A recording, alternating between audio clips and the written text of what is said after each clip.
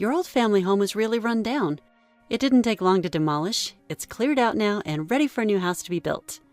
Haley blurted out over the phone that she had destroyed my beloved family home. Despite my protests, she went ahead and did it anyway. I was shocked as I looked at the pictures sent to me. My name is Grace. I'm 30 years old. I married Liam 2 years ago. Liam has been on a work assignment in a different region for about a year. I couldn't move with him due to my job, so with a heavy heart, I let Liam go alone. We were still in our honeymoon phase, missing each other terribly, but his assignment was soon to end. "Just a little longer. When you're back, I'll make your favorite pulled pork every day. I'll give you a shoulder rub every day in return." We had such conversations daily on WhatsApp or over the phone. But my buoyant mood was dampened by frequent calls from my mother-in-law, Haley. Haley really disliked me. She was the kind of horrible mother-in-law who started harassing me even before we were married. My father-in-law passed away when Liam was a student, and Haley lived alone. She insisted on living with us after our marriage, but having been treated badly by Haley from the first meeting, I was strongly opposed, and Liam, seeing her relentless harassment, firmly refused to live with her. But Haley wouldn't accept it, often showing up at our place unannounced, saying things like, "You're really slacking on the housework with Liam not around, aren't you? There's dust everywhere. I offered to live with you because you obviously can't handle these things, but with this sloppiness, it's hopeless. Your job isn't anything significant, right? You're just a useless woman, incapable of anything. You should live with me. I feel so sorry for Liam." She'd hurl such abuses and leave. Tired of this daily ordeal, one day, Haley called. "Hey, your family home is empty, right? What are you planning to do with it? Surely you're not thinking of selling it?" My parents had died in a car accident last year, leaving the house unoccupied, as Haley said. "No, we're not selling it. Liam and I plan to live there. He's coming back soon, and we're thinking of moving in once things settle." The house was in the suburbs, well-connected and surrounded by just enough nature, making it a safe environment for raising children in the future. "Planning to live in a house? Just the two of you? How cold-hearted, leaving me, a pensioner, alone. I won't allow it. That's a sizable piece of land, isn't it? I've been there before. It's too luxurious for just you two. I'll be living there too, so count me in." As expected, the conversation turned in that direction. Haley never gave up on the idea of living together, and I sighed. "Liam and I were talking about buying a house anyway, since our apartment will be too small if we have kids. It's just a coincidence that my family home was available. It's not a big house, and there's no room to spare for you, Haley. And who says we'll only have one child? Liam and I want as many as we can." I had no intention of saying yes, no matter what she said. "You always find excuses to leave me out, but Liam wants to live with me. He's always loved me. Right now, he's just under your influence, but deep down, he prefers me." That was not the case at all. Liam always kept his distance from Haley, who was always bossy towards others, especially since she started harassing me. But self-centered Haley, oblivious to Liam's feelings, blurted out an outrageous suggestion. "If the problem is that there aren't enough rooms, why not just rebuild the house? How old is your family home again? It was built by your grandfather, right? It might be quite old. Perfect. We'll build a big house so that I can live there too, no matter how many children you have. This solves everything. If the issue is just the house being too small, then building a larger one is the simple solution. Why didn't I think of this before?" Haley sounded pleased with herself, thinking it was a great idea. Though Liam and I wanted a spacious home, we knew Haley would want to move in if it were bigger, so we had planned to live in my current family home for the time being. That house, indeed old, was a fine one, built by my grandfather. It had a charming traditional feel that both Liam and I loved. The thought of demolishing it for Haley's sake was absolutely unacceptable. "I'm not considering rebuilding. I'm sorry. We can't agree to your suggestion, so please give it up." I tried to be as clear as possible to prevent Haley from getting her hopes up, but it seemed to fall on deaf ears. "I'm not listening to your opinion. I'll go check it out myself, so give me the address. It's about an hour away by bus, right?" Haley had harassed me even before we were married, so my parents were wary of her. She had never been invited to our family home, nor did she know its location. Now more than ever, I couldn't tell her. I can't give you the address. We will live there as it is, and we cannot live with you. No matter how much she berated me, I was determined to prevent any cohabitation or rebuilding, and I made my stance clear. Haley seemed to grow frustrated, reverting to her usual habit of clicking her tongue. You really lack charm, getting all high and mighty just because I'm being calm. I don't need your help to find the address. Trying to stay calm, I replied, even asking Liam is pointless. Things won't go as you wish, Haley. I tried to make her give up, but she continued. It's not about that. Liam is probably just following your orders, so I'm not counting on him. I'll ask a professional. I found one on the internet the other day, a real investigative professional. They'll find out everything, no matter how much you try to hide. I was shocked at Haley's words. Are you planning to hire a detective? I can't believe you're going this far just to live together. As I was at a loss for words, once the location is identified, the rest is easy. Stop arguing and just give up now. Bye now. Haley laughed triumphantly and hung up. I stood there, stunned. A professional would easily find out the address. Haley always had surprising initiative in these matters. The next day, I went to work feeling anxious. In the evening, on my way home, I noticed footsteps following my pace. Thinking it couldn't be, I turned around and saw a man in a cap hiding behind a telephone pole. I gasped. Frightened, I started to run, and the man ran after me. I stopped abruptly and turned around again, and this time our eyes met. We faced each other for a few seconds in silence. Then the man spoke first. Well, it doesn't matter. You probably know who I am. Hired by Haley, right? The man easily admitted he was from a detective agency. Haley said she was going to find out my family's home address, but did you... Has it been discovered already? I tentatively asked the man. Of course. I'm a professional among professionals. It didn't even take me an hour. I was just about to report back to Haley, but I made a little detour to see how you were doing. I interrupted him. Please don't report it. If this continues, Haley will demolish my family home. It's a very important place to me. Please, I'm begging you. The man listened to me, crossed his arms, and seemed to think for a bit. I see. I was wondering why, even though I asked many times, the purpose of the investigation wasn't disclosed. This is the first time I'm hearing about this situation. He appeared a bit sympathetic, so I immediately seized the opportunity. Please, I'm begging you, just as I'm saying. I pleaded desperately. If this man doesn't inform Haley, things won't go her way. Once Liam returns from his assignment, we can devise a plan together. With that clinging hope, I continued to beg, but the man's response was ruthless. I can't do that. I'm employed by her, and fulfilling the objective is my mission. Your circumstances don't concern my job.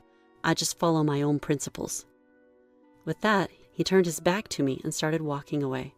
No, wait a minute. Without turning back at my call, the man left.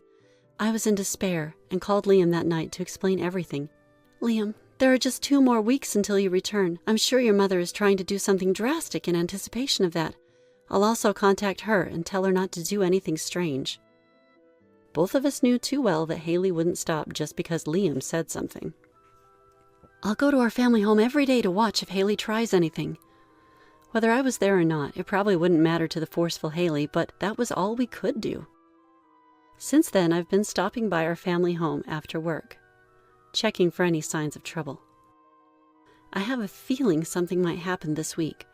I'll go to the family home early in the morning and keep watch while cleaning inside to see if Haley shows up. I contacted Liam with a bad feeling and spent the weekend at the family home from early morning. A week had passed since Haley found out the address. It was evident that she would take some kind of action. I was determined to fend off Haley, but nothing happened in the morning or even after lunch. There was no sign of her. And finally, it was getting towards evening. It doesn't seem like anything will happen today. I'll come again tomorrow morning. I muttered to myself, planning to wait a few more hours and then head home if nothing happened. Just then, my phone rang unexpectedly. It was Haley. Hello, I just finished. I feel so refreshed. Confused by Haley's cheerful voice. What have you finished? I asked back. Oh, you don't understand? You're really slow. I've demolished your family home. It's all cleared out now. Very refreshing. I'm going to start working on the new house right away. Oh, and leave the design to me." My mind was full of question marks. I was right there, in my family home. Of course, the house was intact, and I was inside. "What do you mean?" Thinking it was a bad joke, I looked out the window, but there was no sign of Haley. "Where are you, Haley? I'm at the family home." Haley laughed loudly, ignoring my confusion. "What are you talking about? Stop playing dumb. Your family home is gone, without a trace. It's impossible for you to be inside. No matter how much you bluff, the house won't come back." I was finally beginning to grasp the situation, but it was an unbelievable fact. I hesitantly voiced my fear. "Could it be? You demolished the wrong house? My family home is still standing. Whose house did you destroy? It definitely wasn't mine." The laughter in Haley's voice stopped, followed by a long silence. No. You're kidding, right? I made a mistake? That's ridiculous. That man assured me this was your family home and sent me the address." Haley recited the address given by the man and even sent a picture. But it was a completely different place I had never seen. "Unfortunately, it seems you were misled. Haley, you've demolished someone else's house." Realization hit me. Why had the man who insisted on completing his job reported a wrong address? But at least I was safe. "What should I do? I destroyed someone's house because of that man." Haley, now in a panic, seemed too troublesome to deal with any further, but to understand the situation, I drove to the scene. Arriving, I saw Haley confronting what seemed to be the house owner, engaged in a heated argument. The owner, understandably furious, looked ready to explode. If I returned home to find it demolished, I would have fainted. But the owner, resembling a mafia boss, glared down at Haley with crossed arms and an intimidating voice. "I'm not to blame. It's that man's fault. Sue him, not me." Haley, dripping with cold sweat from fear, was shouting. I was observing from a distance when suddenly someone tapped my shoulder. Turning around, I couldn't believe it. It was the man who lied to Haley. "Ah, you're from the detective agency." The man approached Haley and asked, "Am I the bad guy you're talking about?" You! Haley yelled, her hair disheveled in anger. "Damn it! How dare you lie to me, you con artist! Give me back my money! Isn't this a breach of contract? I'll sue you! You're going to pay for rebuilding this house, too!" Haley lunged at the man, but the homeowner restrained her. The man, calm and collected, unlike Haley, said, "Aren't you mistaken? I've already annulled our contract and returned the fee promptly. Hence, I'm under no obligation to tell you the truth. And as for this house's demolition, it was under your instructions, not mine." Turning to the homeowner, the man continued, "Will you take this lady away? Even if she's asked to pay for the house rebuildings and damages, she likely doesn't have the means. She'll have to work hard to make the payments." The homeowner nodded deeply and signaled to his young followers to take Haley to the car. "Wait! Stop! Where are you taking me? It was just a mistake about the house. Please forgive me. I didn't mean any harm. Say something, will you?" Haley desperately sought my help, but I was too overwhelmed by the rapid turn of events and could only stare at the man, speechless. "There's no need to say anything. She tried to set you up. Let her make amends for her cruelty towards you in her future life. Being focused on labor, she won't have the leisure to demean or use someone again." The man, looking entirely different from when we first met, gazed at me intently.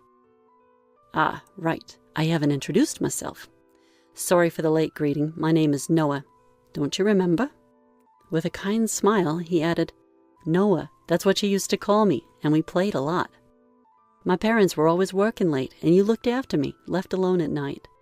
You took care of me like a brother, helped with homework, and even treated me to meals. Thanks to you, I never felt lonely. I really appreciate it." I had an epiphany all of a sudden. The person in front of me was, indeed, Noah. I moved away to the countryside without ever expressing my gratitude for that time.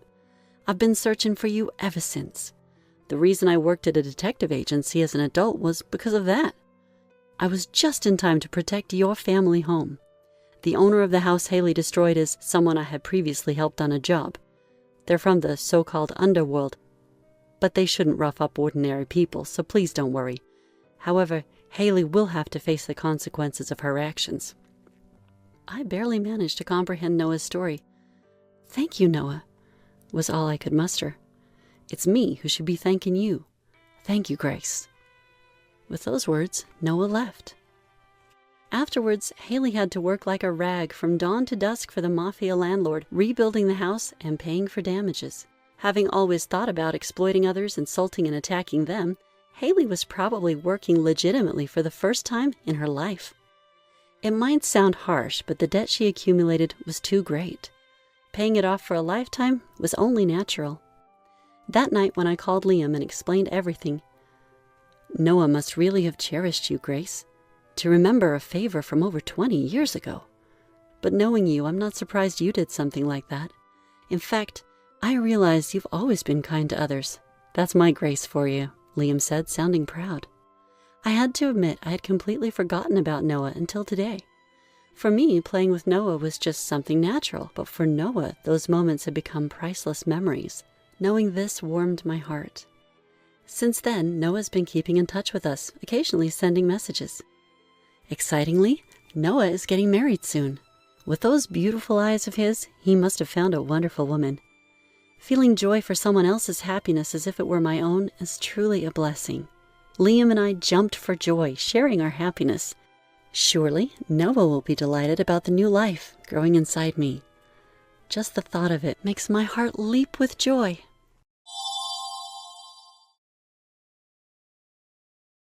"We've prepared a room for you and Mom as well," they said. The room we were shown was about 3 square meters. The only space my husband and I had to live in was this tiny room. They remodeled without asking and left us with only this small space? This is just absurd, no matter how you look at it. My husband and I objected, but our son wouldn't listen. Worse yet, "If you don't like it, then leave," his wife went as far as to say. Don't joke with us. How much more do they intend to mock us? If that's their attitude, we have our own plans too. And so my husband and I decided to take revenge in a certain way. My name is Haley, 57 years old. I retired early from the company I worked at 2 years ago and have since been living as a housewife. Currently, there are 2 people living with me, my husband Jackson and our eldest son Lucas. Our second son David works for a company with transfers and lives far away, returning only during major holidays. While I do feel lonely, Lucas living with us helps ease that feeling. However, there's one complicated reason. Lucas, who lives with us, is not our biological son. He is the son of my sister and her husband. They once went on a road trip and were involved in a fatal car accident. Lucas, who was sitting in the back seat, was the only survivor. At the time, he was about to start elementary school. I remember my sister happily talking about the backpack she had just bought for Lucas. Lucas had no other relatives, and we decided to take him in after discussing it with Jackson. At that time, we didn't have children of our own and were living comfortably. When we took in Lucas, Jackson kindly told him, "From today, we're your parents. You can rely on us any time." "You mean you're my mom and dad?" "Yes, that's right. We'll take full responsibility as your parents no matter what, so don't worry about anything." "Okay, thank you, Uncle and Aunt." Back then, Lucas still referred to us as Uncle, Aunt, he said. But by the time he reached middle school, Dad, Mom, he started calling us. During those years, our second son, David, was born, and we became a family of 4. Though David is the only one away now, it doesn't change the fact that we're a family of 4. Blood relations don't matter. Having Lucas with us makes every day a joy for both Jackson and me. One day, Lucas suddenly said, "I want to introduce someone to you," and brought a woman home. "Mom, Dad, this is Natalie, my fiancé." "Fiancé? Wait a minute, Lucas. You didn't tell me anything about this." "I kept it a secret for a while, but I'm thinking about marrying her soon." "So sudden. What do you think, Mom?" "Well, yes, but Lucas is grown up, and if he's serious, I guess it's fine. Thanks, Mom. I'll try my best with Natalie to become a couple like you and Dad. Lucas said this, exchanging a smile with his fiancée Natalie. It was the first time I saw him looking so happy, and it made me feel happy too. That date ended with just an introduction, and we planned to discuss the wedding details later. But a few days later, I was at a department store and decided to grab lunch. When waiting for the food I ordered, I heard a young woman shouting from a table at the back, "Hey, how long are you going to make me wait? The food is mediocre, and it takes forever just to bring the desserts. Unbelievable. Listen, we are customers, you know. If we've waited this long and the food is bad, I expect a refund." The unreasonable complaints caught the attention of everyone in the restaurant, including me. Then, I couldn't believe my eyes. Is that Natalie? Yes. The complainer was Lucas's fiancée, who visited us a few days ago. Gone was the pleasant atmosphere from her visit. She seemed like a completely different person. Looks very similar, but could it be someone else? Natalie wouldn't say such things, or would she? But she looked and sounded exactly the same. I didn't want to believe that my son's chosen woman could be like this, and doubt clouded my mind. However, the doubt was dispelled when a friend sitting with her called her Natalie. At that moment, I was certain she was Lucas's fiancée. That night, when Jackson came home from work, I explained everything to him. So, it was Natalie. She was so unreasonable. I felt sorry for the staff. Are you sure it wasn't a mistake? She seemed like a nice, modest girl when Lucas brought her over. I thought it was someone else too, but her friend called her Natalie, and they looked and sounded exactly alike. It can't be a mistake. But what can we do? Lucas has already decided to get married. Yeah, but confronted with this sudden issue, an indescribable unease washed over us. Yet, we couldn't just overlook it. Jackson and I decided he should talk to our son about it. But from his perspective, she was the woman he had chosen and loved after his own assessment. No matter how desperately we parents tried to explain, it wouldn't be easy for him to believe us. In the end, Jackson's plea was in vain, and Lucas didn't change his mind. Instead, it almost seemed like we were the bad guys when he asked, "Do you dislike her that much?" Since we all lived together, we didn't want the atmosphere to become too hostile. Reluctantly, Jackson and I decided to give up convincing him and not to say anything further.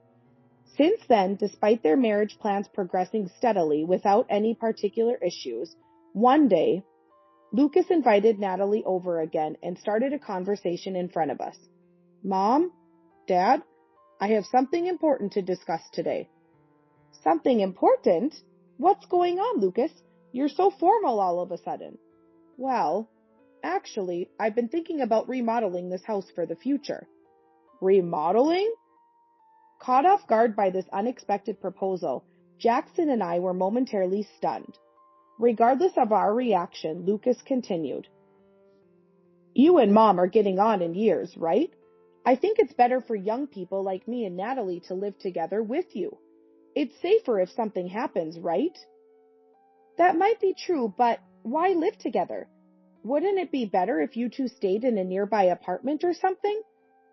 Actually, it was Natalie's suggestion. "What?"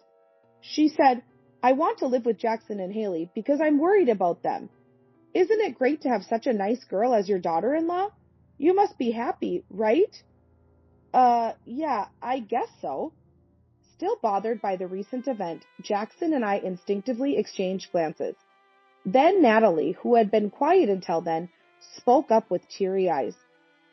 "Jackson, Haley, would it be a bother if I stayed with you?" "No, it's not that it's a bother, right, Mom?" Well, yes. We appreciate the thought, but..." "Really? That's great. Then let's get started on the remodeling right away." "Wait, so soon? Isn't that a bit too rushed? Lucas and I are getting married soon, you know? We need to start the remodeling as soon as possible to avoid disrupting our lives." With those words, only Lucas nodded happily, as if not hearing our opinions at all, and the conversation kept moving forward. That night, Lucas said, "I'm staying at Natalie's apartment tonight," and left the house. An emergency meeting ensued between my husband and me. Jackson, with a troubled expression, pondered.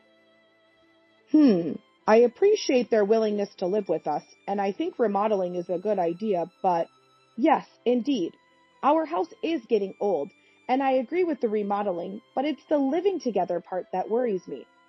But like Lucas said, having young people living with us could be reassuring, right?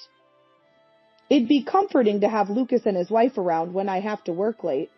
Yeah, but I was actually thrilled about our son wanting to live with us. However, my only concern was about Natalie. After much discussion, Jackson and I agreed to hear their proposal. In return, we requested that if we were to remodel, the living spaces on the first and second floors be separated. Lucas and his wife readily agreed to our proposal, saying, "We young ones know more about modern houses," and took the lead in all the troublesome planning and design. For us older folks, just thinking about design and layout is a struggle. Despite our apprehensions about Natalie, it was honestly a relief to see our son and his wife eagerly moving forward with the remodeling. But at that time, we didn't know. The real intention behind our children's actions was not just to live together, but something else entirely. It took about a month to finalize the layout and design, and construction started immediately. A full remodel is expensive, and it seems the cost increased even more when they decided to expand the first floor at our children's request. The final cost was quite hefty, but after discussing it with Jackson, we decided to pay the full amount from our savings. The reason was simple. We were touched by our son's thoughtfulness. Lucas, who was supposed to move out after getting married, offered to live with us. For us, it was the greatest act of filial piety and our utmost happiness. And, though it's not something to say out loud, I guess our children assumed the costs were on us. They kept asking, "What's the budget?" So it was probably no mistake. Knowing this, we couldn't bring ourselves to ask them to contribute to the expenses. We didn't want a dispute over the remodeling costs to spoil the decision to live together. Although we had our thoughts, Jackson and I moved on and purely looked forward to the completion. Months later, our home's remodeling was finally complete. Filled with anticipation, Jackson and I hurried back to our house. During the remodeling, we and our children had been living in separate apartments, so living together was just about to start. In the meantime, our son and Natalie had officially married. As we waited in front of the house, the time came for our son and his wife to join us. Our remodeled home looked strikingly beautiful, exciting us beyond our age. We never imagined it would be remodeled so splendidly. It was indeed a great decision to leave it to the younger generation, to Lucas and his wife. Despite my worries about Natalie, our living spaces were separate, so we decided to take it easy and live our lives. Gradually, my anxiety about Natalie faded, my curiosity now captivated by our newly remodeled home. After some small talk, "Shall we go in now?" my son suggested, and finally we stepped inside our home. The entrance had transformed completely, now spacious and clean. Just setting foot inside filled us with emotion. Looking at Jackson, I could see his cheeks relax, unable to hide his joy. But our moment of happiness was quickly overshadowed. After touring the house, we stopped in front of a certain room's door where my son said, "We've prepared a room for you and Mom as well." The door opened to reveal a room about 3 square meters, oddly small and unfitting for our beautiful home. Unable to accept this reality, I managed to ask, albeit stiffly, "Lucas, this is a storage room, right? Stop this weird joke." "Joke? Shouldn't you be grateful? We went out of our way to prepare a room for you and Dad out of our generosity." "Generosity?" Bewildered, Jackson and I listened as our son calmly made an outrageous statement. Then Natalie chimed in with something even more unbelievable. "Haley, aren't you grateful just to have your son and daughter-in-law living with you?" "Well, I am grateful for that. But to give us just this tiny room? We're going to have children soon. Our family will grow. Isn't it wasteful to give you two such a large room?" "What are you talking about?" The slyly smiling Natalie was undeniably the same woman I saw at the store. It wasn't a mistake. This was her true nature. Speechless, she continued, "If you're going to live together, Please pay the $100,000 remodeling fee. If not, feel free to leave." At that moment, anger surged through me. The kindness my son and daughter-in-law showed in deciding to live with us was not genuine. They just used us to make their living more comfortable and had us pay for the remodeling. My body began to tremble, growing hot with rage. Jackson must have felt the same, shaking with anger though his head was bowed. But Natalie was oblivious to our feelings. With a smug smile, she said, "Not saying anything means you agree to live with us, right? So we're counting on you for the payment." "We won't," I said firmly. "Huh? Did you say something?" "We won't live with you." "Excuse me?" The expressions of my son and his wife froze. I realized the Lucas we had raised with so much love was no longer there. Ignoring their bewildered faces, I continued, "We'll pay for the remodeling of the house, but we won't live with you. You two will have to leave." "What? What are you talking about?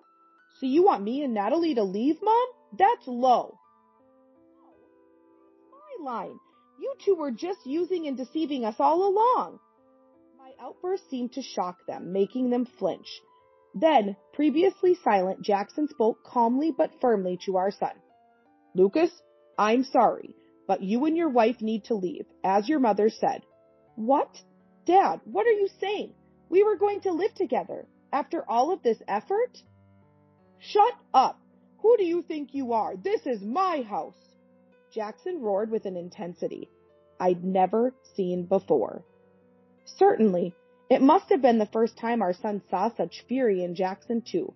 His face turned pale, his earlier bravado gone. Eventually, trembling, our son tried to plead with Jackson. "You're lying, Dad. Remember what you said to me? I will always take responsibility as a parent, no matter what." "And what's your point? Then take responsibility. Thanks to me and my wife, you got to remodel this nice house. I've been so kind, even though we're not blood related. You should pay up and let us stay. That's only fair." Our son took deep breaths on his shoulders and spoke selfish words. Even after all of this, it was clear that he had no remorse. Jackson, who was such a son, must have run out of patience. With a cold glare, he cut him off. "Don't use us only when it's convenient for you. You're no longer my son." "What? What did you say?" "A person who only thinks about their own benefits and money. A despicable person like that is not our son. And who owns this house anyway, huh? Even those remodeling papers you brought. I signed them without knowing the details. I'll pay for the remodeling, but you have no right to live here. Get out now, you scumbags." Jackson forcefully pulled them by the arms towards the entrance and threw them out the door. What happened to our son and his wife afterward is obvious. The house was in Jackson's name, a fact that wouldn't change, no matter how much they protested. Apparently, they hadn't expected us to refuse to live with them and had already spent their savings. When trying to contract a new apartment, they had to borrow from a loan shark to make ends meet. With Natalie having quit her job, their life quickly plummeted to rock bottom. They would likely struggle with debt for a while. Remodeled home, the infamous room became a storage room, and we freely used the rest of the spacious house. Considering how to make the best use of all the space, we got news of David's transfer to the headquarters within commuting distance. We decided to live together, proving that blood relation isn't everything. I believed that and treated Lucas accordingly, but a relationship based only on exploitation is not worth keeping. It's better to cut ties. From now on, we want to live a happy life with our one true son who truly cares about us.